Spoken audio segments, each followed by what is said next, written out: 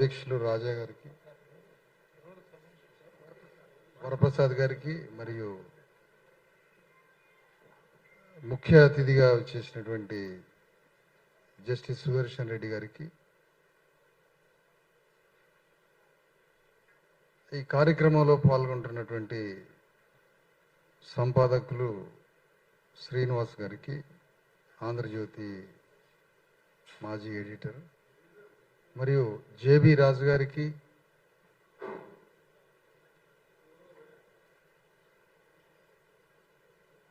ఈ కార్యక్రమానికి ప్రధాన సూత్రధారి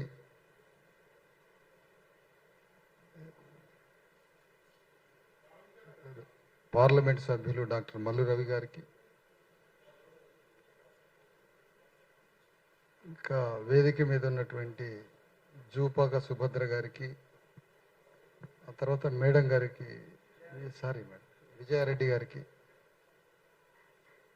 ఈ కార్యక్రమంలో పాల్గొంటున్న మీ అందరికీ నమస్తే. జై భీమ్, జై భారత రాజ్యాంగం. విషయం ఏంటంటే,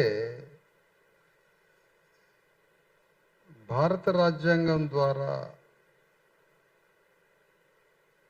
లాభపడ్డ వాళ్ళంతా విశ్రాంతిలో ఉన్నారు. రాజ్యాంగం ద్వారా నష్టపోతున్న వాళ్ళు యుద్ధంలో ఉన్నారు. ఇలాంటి పరిస్థితుల్లో రాజ్యాంగానికి కృతజ్ఞత చెల్లించాలని డాక్టర్ మల్లు రవి గారు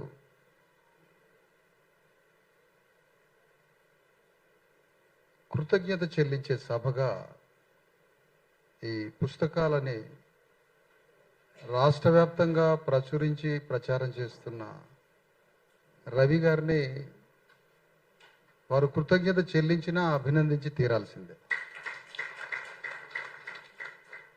అంటే రెండింటికి లింక్ ఉన్నది. వారేమో కృతజ్ఞత చెల్లిస్తున్నారు, కానీ దాన్ని అభినందించాలి. కృతజ్ఞత చెల్లించడం అంటే వారిని పార్లమెంట్లోకి పంపి, ఈ దేశ పౌరుడిగా నిలబెట్టి పార్లమెంటులోకి పంపి, సమస్తము వారి తల్లిగారు 9 నెలలే తల్లి గర్భంలో ఉంది రవి గారు, కానీ డాక్టర్ అంబేద్కర్ 90 ఏళ్ళు మోసాడు రవి గారిని. అంతటి పని చేస్తున్న రాజ్యాంగానికి కృతజ్ఞత చెల్లిస్తున్న ఈ సభలో పాల్గొంటున్న, ఈ కార్యక్రమంలో పాల్గొంటున్న అందరినీ అభినందిస్తూ, ఇవాళ భారతదేశంలో అతి పెద్ద మెయిన్ టాపిక్ ఎప్పటికీ ఉండే అంశము రాజ్యాంగ విషయమే. ఎందుకంటే రాజ్యాంగం మీద జరుగుతున్న దాడి, అది యాన్సిస్టర్స్ ఎనిమి, వారసత్వ శత్రువులు ఉన్నారు రాజ్యాంగానికి. ఈరోజు శత్రువు, నిన్నటి శత్రువు, రేపటి శత్రువు కాదు. రాజ్యాంగానికి వారసత్వ శత్రుత్వం ఉన్నది. రాజ్యాంగానికి వారసత్వ శత్రువా? అవును, దానికి వారసత్వ శత్రుత్వం ఉంది. ఎప్పటి నుంచి ఉంది? వేల సంవత్సరాల నుంచి రాజ్యాంగం మీద, ఆ వాక్యం మీద శత్రుత్వం ఉంది. ఎందుకంటే రాజ్యాంగ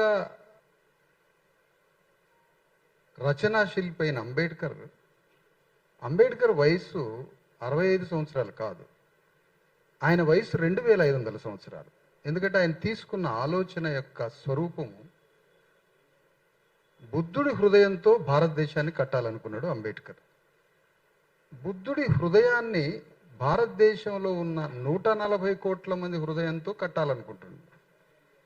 బుద్ధుడి హృదయాన్ని దేశవ్యాప్తంగా కట్టాలనుకుంటున్నాడు. కాబట్టి బుద్ధుడి మీద ఎవరైతే దాడి చేశారో ఆ దాడి చేసిన వారసత్వమే ఈరోజు రాజ్యాంగం మీద దాడి చేస్తూ ఉంది.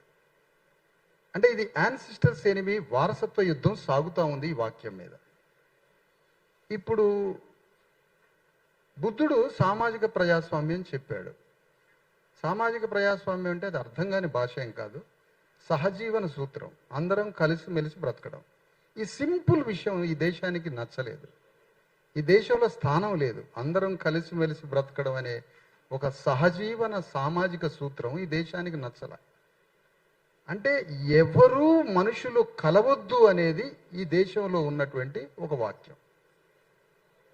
రాజకీయ ఆర్థిక ప్రజాస్వామ్యం రావాలంటే కండిషన్గా సామాజిక ప్రజాస్వామ్యం ఉండి తీరాల్సింది. సామాజిక ప్రజాస్వామ్యాన్ని పునరుద్ధరించడానికి, సాంఘిక ప్రజాస్వామ్యం లేకుండా రాజ్యం లేదు, రాజ్య పరిపాలన లేదు. ప్రాథమికంగా ఈ దేశంలో సామాజిక ప్రజాస్వామ్యం అనే సామాజిక సంస్కృతిని ప్రారంభించినటువంటి గౌతమ బుద్ధుడు, దానికి రాజ్య స్వరూపం, బుద్ధుడు ఫిలాసఫర్ అయితే దానికి రాజ్య స్వరూపమే సామ్రాట్ అశోక చక్రవర్తి. ఈ ఇద్దరి యొక్క ఆలోచన యొక్క పరంపర స్వరూపం డాక్టర్ అంబేద్కర్. కాబట్టి బుద్ధుడి మీద ఎంత భయంకరమైన దాడి జరిగిందో, సామ్రాట్ అశోక చక్రవర్తి మీద ఎంత భయంకరమైన దాడి జరిగిందో, ఆ దాడి యొక్క కొనసాగింపే ఈరోజు రాజ్యాంగం మీద జరుగుతున్న దాడి. అయితే బాధాకరమైన విషయం ఏంటంటే, అంబేద్కర్కి, రాజ్యాంగానికి కాన్స్టిట్యూషన్ ఆర్మీగా తయారు కావాల్సింది ఎవరు? కాన్స్టిట్యూషన్ ద్వారా లాభపడ్డవాళ్ళు. అంటే ఫోర్ ఫ్రంటల్ ఆర్మీ ఎవరు? అసలు రాజ్యాంగాన్ని రక్షించే ఆర్మీ ఎక్కడి నుంచి రావాలి? రాజ్యాంగం ద్వారా లాభపడ్డ వాళ్ళ నుంచి రావాలి, బాధిత వర్గం నుంచి రావాలి. కానీ ఈ దేశం అంతా దాదాపు 100 కోట్ల పైన రాజ్యాంగం ద్వారా లాభపడ్డ ప్రజలు ఉండగా రాజ్యాంగాన్ని మార్చాలని 10 కోట్ల మంది అనుకుంటున్నారంటే మనం ఎంత మౌనంగా ఉండడం వల్ల ఆ నిర్ణయం అక్కడ జరుగుతుంది. అంటే ఎవరి నుంచి దాని పట్ల స్పందన లేకపోవడం. ఇక్కడ డాక్టర్ అంబేద్కర్ యొక్క ఆలోచన విధానం, రాజ్యాంగం యొక్క ఆలోచన విధానం, ఇక్కడ రాజ్యాంగం సభలోకి వెళ్తే రాజ్యాంగం రాయొచ్చు అంబేద్కర్. రాజ్యాంగ సభలోకి అంబేద్కర్ వెళ్తే, రాజ్యాంగ సభలోకి వెళ్తే రాజ్యాంగం రాయొచ్చు. అంటే సభలోకి వెళ్తే రాజ్యాంగం రాయడం అంటే ఏంటి? సామ్రాట్ అశోక చక్రవర్తి రాజ్యాన్ని పునర్జీవింపజేస్తాడు అంబేద్కర్ అని అర్థం. అంటే అంబేద్కర్ రాజ్యాంగ సభలోకి ప్రవేశించి రాజ్యాంగం రాస్తున్నాడంటే బుద్ధుణ్ణి మళ్ళీ బతికిస్తున్నాడని అర్థం. ఇది అర్థమైపోయింది వారసత్వ శత్రువుడికి. వారసత్వ శత్రువుకి వెంటనే అర్థమైపోయింది. కాబట్టి బుద్ధుడు మళ్ళా బతికితే బ్రాహ్మణీయ చాతుర్వర్ణ వ్యవస్థ కూలిపోయే ప్రమాదం ఉంది, ఒక వాల్యూ ఎంటర్ అవుతుంది. కాబట్టి బ్రాహ్మణీయ చాతుర్వర్ణ వైదిక వ్యవస్థ మళ్ళీ కూలిపోతుంది. కాబట్టి దాన్ని సృష్టించిన వారు మళ్ళీ రివైవ్ అయ్యారు.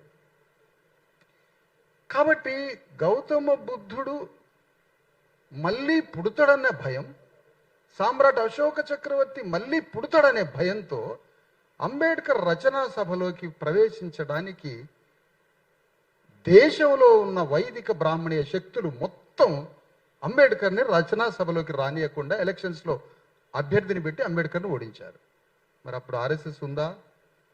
కాంగ్రెస్ పార్టీ ఆర్ఎస్ఎస్ స్వరూపంలో ఉందా? మనకు తెలియదు. ఆ విషయం ఎవరున్నారో మనకు తెలియదు ఆ సందర్భంగా. కానీ అంబేద్కర్ని రాజ్యాంగ సభలోకి ప్రవేశించకుండా చేయడంలో మొదటి గొడ్డలితోటి ఫస్ట్ వేటు అంబేద్కర్ని ఓడించారు.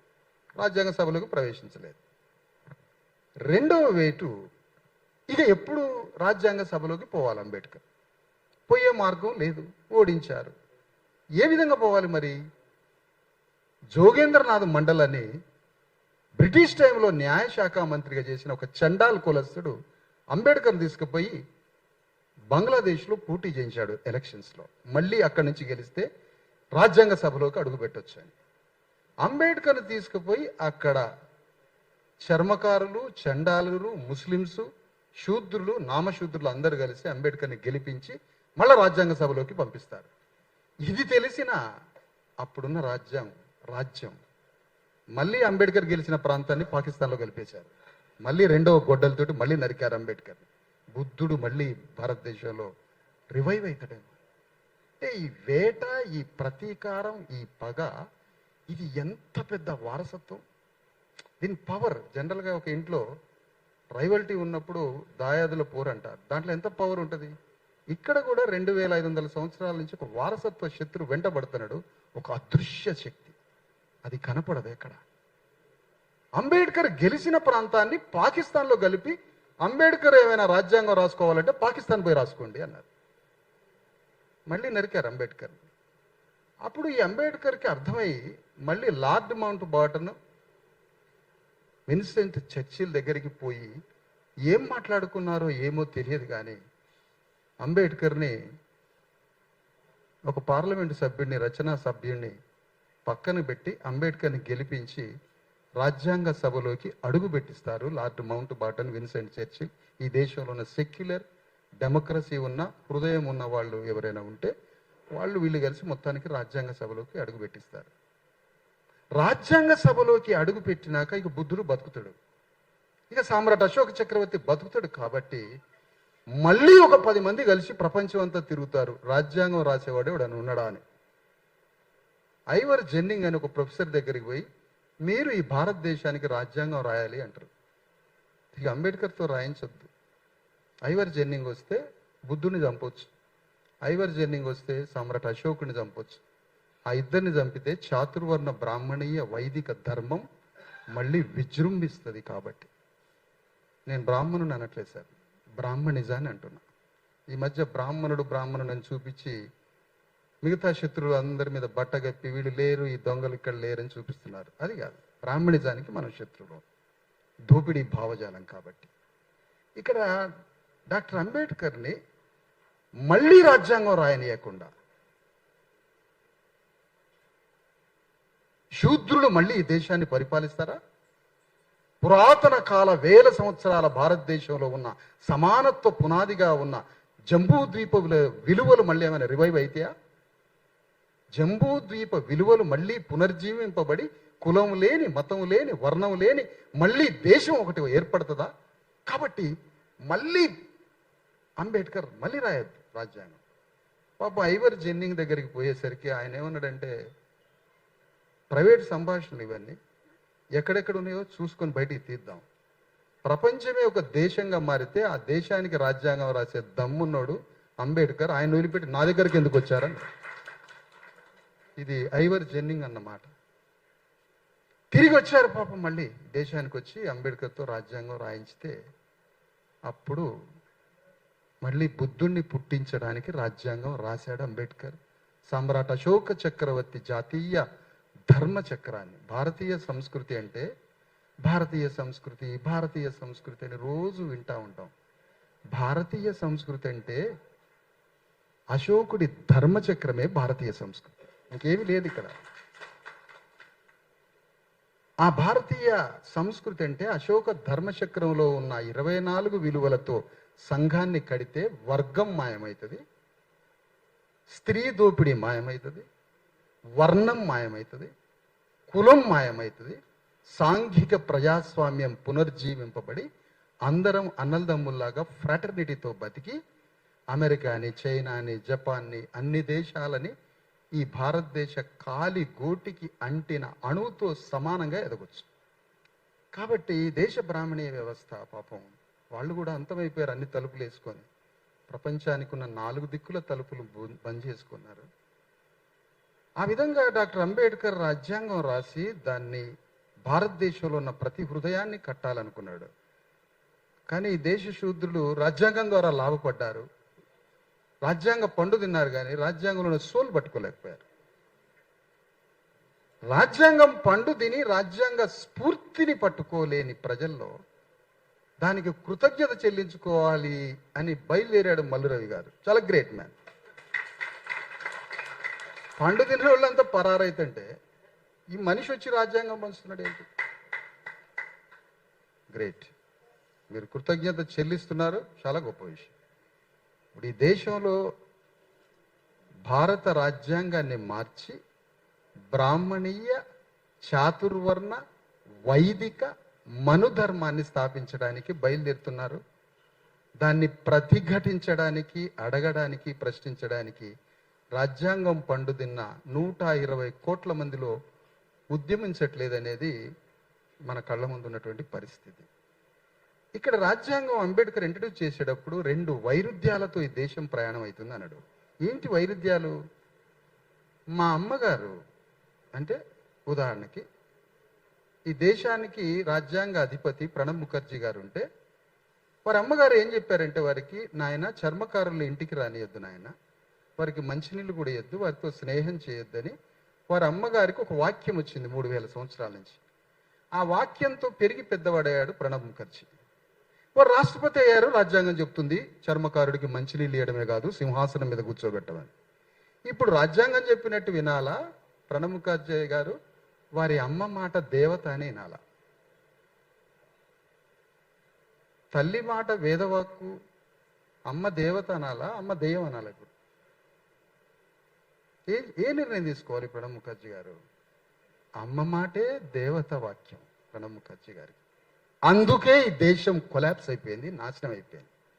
ఎందుకంటే అమ్మా నాన్నల్ని గౌరవించాలి కదా, అమ్మా నాన్నల్ని గౌరవించాలి. కాబట్టి చాతుర్వర్ణ వైదిక మనువాద వాక్యము 7 లక్షల కోట్ల కణాలలోకి పోయి మనిషి మీద వాక్యం సర్వాధికారి కూర్చుంది, మానవుడి మీద. మనిషిని డ్రైవ్ చేస్తుంది మనుధర్మ వాక్యం. కాబట్టి ఈ దేశంలో దానికి కౌంటర్ థాట్ లేకుండా అయిపోయింది. ఆలోచనకి ప్రతి ఆలోచన లేదు. ప్రకృతిలో బలం ఉంటుంది, ప్రకృతిలో బలం ఉంటుంది.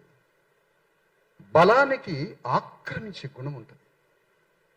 ఆక్రమించే గుణంతో ఒకడి దగ్గర సంపద పోగుపడుతుంది, ఒకడి దగ్గర సంపద మొత్తం పోగుపడుతుంది. అది భూమి కావచ్చు, రాజ్యం కావచ్చు, సంపద కావచ్చు, పోగుపడుతున్నది, పర్వతంలాగా పోగుపడుతుంది. దానికి ప్రతిబలంగా మార్క్సిజం వచ్చింది, మళ్ళీ బలంతో దాన్ని ఢీకొట్టాలని. బట్ అంబేద్కర్ ప్రతిబలం వద్దన్నాడు, బలానికి ప్రతిగా బలం వాడొద్దన్నాడు. ప్రకృతి పదార్థంలో వస్తున్న బలాన్ని నియంత్రించడానికి పదార్థంలో హృదయం పుట్టాలన్నాడు అంబేద్కర్. హృదయాన్ని పుట్టించాడు అంబేద్కర్. అదే కల్చరల్ వాల్యూస్. అందుకనే మన ప్రీఆక్యుపైడ్ బ్రెయిన్లో ఉన్న ఆలోచనలతోటి ఈ ప్రపంచాన్ని చూస్తున్నాం. దాన్ని తీసేయాలి, దాన్ని తీసేయాలి. ఒక భౌతిక ప్రపంచాన్ని కట్టాలంటే ముందు మనిషికి మానసిక ప్రపంచాన్ని కట్టాలి. ఆ మానసిక ప్రపంచాన్ని కట్టడానికి డాక్టర్ అంబేద్కర్ బలానికి బలం వాడలే, మార్క్సిజాన్ని ఆయుధంగా తీసుకోలే. అంబేద్కర్ దాన్ని వ్యతిరేకించి పదార్థంలో హృదయాన్ని పుట్టియాలనుకున్నాడు.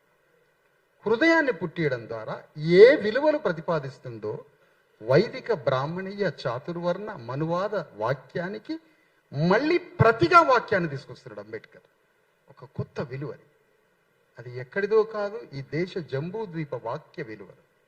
కులం లేని, మతం లేని, వర్గం లేని, వర్ణం లేని, స్త్రీ వివక్షత లేని, ఒక అందరం కలిసి ఉండే భూటాన్, థాయిలాండ్, అనేక దేశాలు, స్టేట్లెస్ సొసైటీలు అనేక దేశాలు, పోలీస్ లేని రాజ్యం, అసలు లీడర్ లేని రాజ్యం, ఇలాంటి అనేక దేశాలలో నుంచి ఒక ప్రపంచానికి వెలిగిస్తున్న అనేక దేశాల కన్నా ఎంతో పెద్ద దేశంగా తయారు కావాల్సిన ఈ దేశంలో భారత రాజ్యాంగం యొక్క విలువల్ని దేశం మొత్తం కట్టాలనుకున్న అంబేద్కర్ కలలు ధ్వంసమైపోయాయి. అందుకని మా దళితులు, బీసీలు పొద్దున్న లేస్తే అగ్రవర్ణాలు తిడతా ఉంటారు. ఇంతకన్నా పెద్ద నేరం లేదుగా. లేదా ఆర్ఎస్ఎస్ని తిడతారు, లేకపోతే నాగపూర్ని తిడతారు.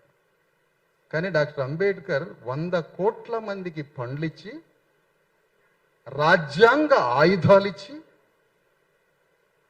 1,00,000 పేజీల తాత్విక దర్శనాన్నిచ్చి ప్రపంచం మీద యుద్ధం చేయని తన పండు తిన్న బీసీ ఎస్సీ ఎస్టీలకి చెప్తున్నాడు అంబేద్కర్.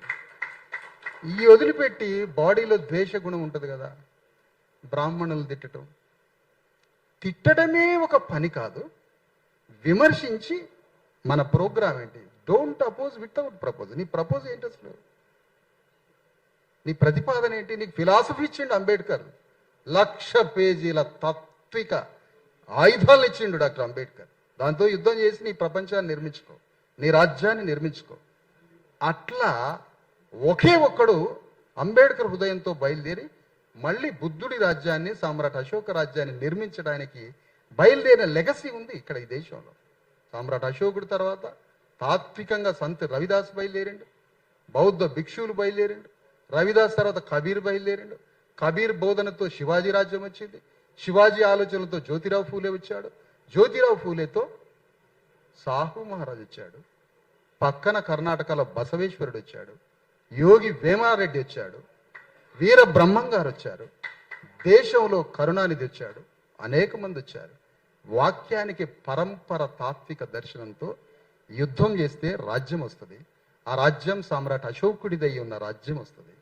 కాబట్టి బీసీ ఎస్సీ ఎస్టీలు మాకు న్యాయం కావాలి సార్ అని అడగకుండా నీకు తత్వశాస్త్రం ఉంది, రాజ్యాంగ ఆయుధాలు ఉన్నాయి, మా ఇంట్లో 4 ఓట్లు ఉన్నాయి సార్, మేము 25,000కి అమ్ముడు పోవడానికి సిద్ధంగా ఉన్నాం కాకుండా అంబేద్కర్ ఇచ్చిన 6 అడుగుల తళతళ మెరిసే ఓటు ఖడ్గంతో రాజ్యాన్ని తెచ్చుకొని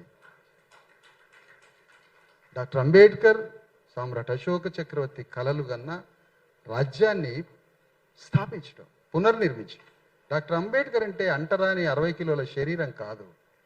గౌతమ బుద్ధుడి నుంచి అశోక చక్రవర్తి మీదుగా, సంత్ రవిదాస్ శివాజీ మహారాజు మీదుగా, జ్యోతిరావు ఫూలే మీదుగా వస్తున్న ఒక వాక్యమే అంబేద్కర్. థాట్, బాడీ కాదు అంబేద్కర్.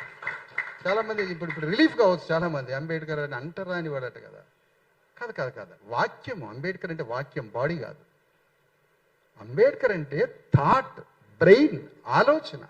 బుద్ధుడి హృదయం అంబేద్కర్ అంటే. సామ్రాట్ అశోక చక్రవర్తి పరిపాలన దక్షత అంబేద్కర్ అంటే. అది ఒక వాక్యం, అది శరీరం కాదు, అది మీడియం మాత్రమే. తన రక్త మాంసాలు వాక్యాన్ని పంపించే మీడియం మాత్రమే. కాబట్టి ఇలాంటి పరిస్థితుల్లో మనం నేర్చుకోవాల్సింది కాన్స్టిట్యూషన్ ఆర్మీగా బయలుదేరి పైనుంచి వస్తున్న ఒక వాక్య లెగసీ ఏదైతే వారసత్వ సంపద ఉందో, చాతుర్వర్ణ వైదిక బ్రాహ్మణీయ మనువాద వాక్యానికి కౌంటర్గా అంబేద్కర్ ప్రతిపాదించిన తత్వవాక్యం ఏదైతే ఉందో దానికి ఆర్మీగా బయలుదేరి యుద్ధం చేస్తే మన రాజ్యం వస్తుంది. ఈ నాగపూర్ కౌంటర్, ఆర్ఎస్ఎస్లు, ఈ రాజ్యాంగ వ్యతిరేక శక్తులు ఇవన్నీ ఉఫ్ అంటే గాలిలో ఎగిరిపోతాయి మనం కలిస్తే. కాబట్టి ఇవన్నీ మహిళలు అందరం అంతా ఒకటి కావాల్సిన ఒక పెద్ద సందర్భం ఏర్పడుతున్న ఈ వాతావరణంలో రాజ్యాంగానికి కృతజ్ఞత చెల్లించడానికి వచ్చిన మల్లు రవి గారికి కృతజ్ఞతలు చెల్లిస్తా ఉన్నా. వేదిక మీద ఉన్న అందరికీ ధన్యవాదాలు. Thank you very much. నమస్తే.